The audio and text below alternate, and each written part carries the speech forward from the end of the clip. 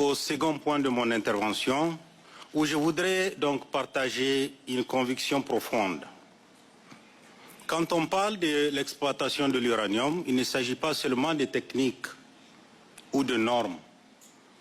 Il s'agit avant tout de responsabilités envers les communautés qui vivent autour des mines, envers les pays producteurs, envers les investisseurs, envers les consommateurs de l'énergie nucléaire et même et surtout envers les générations futures.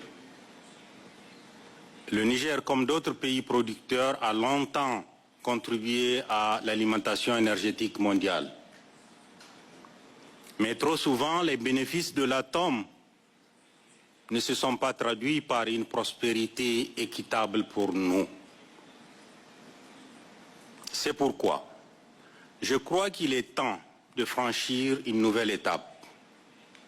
Il est temps de proposer une innovation dans notre manière de concevoir la valeur du nucléaire. Cette innovation, je l'appelle le dividende atomique. Monsieur le directeur général, vous pouvez noter. Les dividendes atomiques, pour nous, reposent sur une idée simple. Les richesses générées par l'atome doivent être partagées équitablement et non concentrées entre quelques mains. Il ne s'agira pas, bien sûr, de diluer les avantages des investisseurs, mais de les rendre aussi durables pour eux et pour toutes les autres parties prenantes. Ces dividendes atomiques reposent sur deux piliers.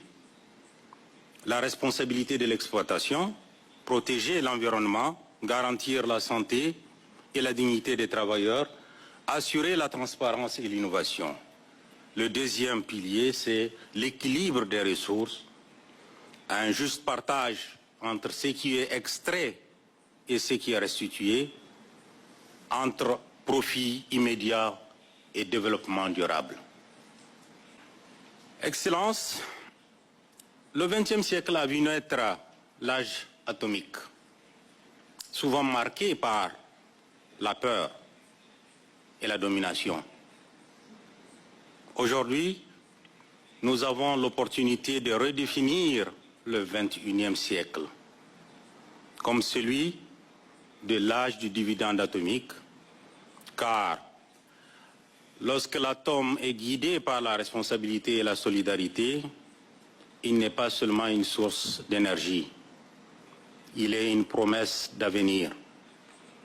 Et le Niger, riche de son uranium, fort de sa jeunesse et résolu dans sa vision, est prêt à être aux côtés de la Fédération de Russie, un acteur ouvert, disponible et engagé dans la construction de cet avenir partagé.